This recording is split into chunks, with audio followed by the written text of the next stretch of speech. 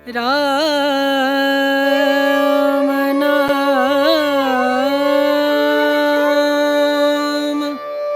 जब प्रेम का अपमान होता है तो मौन भी तांडव बन जाता है।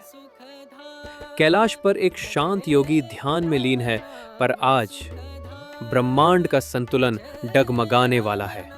ये कथा है जब सती ने अपमान में देह त्याग दी और शिव ने कर लिया संहार का व्रत। दक्ष के यज्ञ में सती ने न आमंत्रण पाया न सम्मान। उन्होंने अपने पति, अपने आराध्य शिव का तिरस्कार सुना, और जब सहन न हो सका तो यज्ञ की ज्वाला ही उनका अंतिम निवास बनी। सती ने प्राण त्याग दिए। विरोध में, अपमान के विरुद्ध देवताओं की आंखों में भय था, पर जो हुआ वो शिव की आंखों में ज्वाला बन चुका था। सती की मृत्यु का समाचार जब शिव तक पहुंचा तो मौन भंग हुआ। शांत जटाओं से उग्र ज्वालाएं निकलने लगी, और तभी क्रोध के तूफान से जन्मा एक रूप जो न शिव था न मानव। शिव ने अपनी एक जटा पृथ्वी पर पटकी और वहां से प्रकट हुआ वीरभद्र। शिव का अंश, लेकिन केवल संहार का प्रतीक। कृष्णवर्ण, 1000 भुजाएं, अंगारों से निकले अस्त्र। शिव ने बस एक आदेश दिया, जाओ और उस यज्ञ को भस्म कर दो। वीरभद्र भूतगणों के साथ प्रचंड वेग से यज्ञ स्थल पर पहुंचे।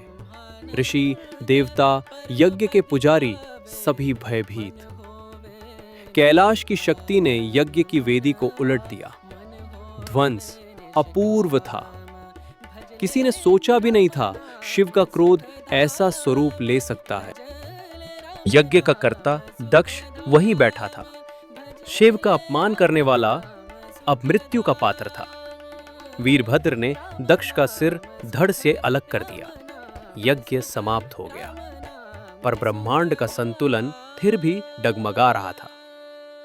देवताओं ने प्रार्थना की, प्रभु, धर्म का चक्र रुक गया है। शिव का हृदय जो सती के वियोग में टूटा था, अब थोड़ी करुणा में झुका। उन्होंने दक्ष को जीवन दान दिया, पर एक शर्त पर। दक्ष को मिला नया सिर, बकरे का। और इस तरह शिव ने स्वयं को फिर एक बार संयम में बांधा।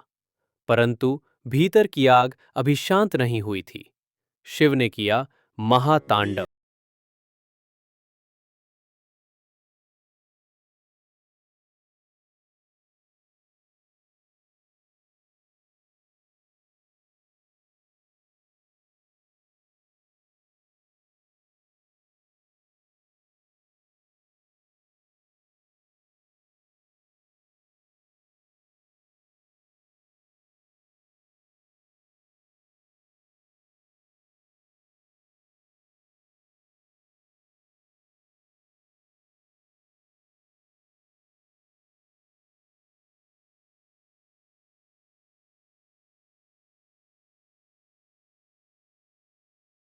शिव मौन नहीं रहते, वो बनते हैं रुद्र, संहारकर्ता और न्याय के देवता।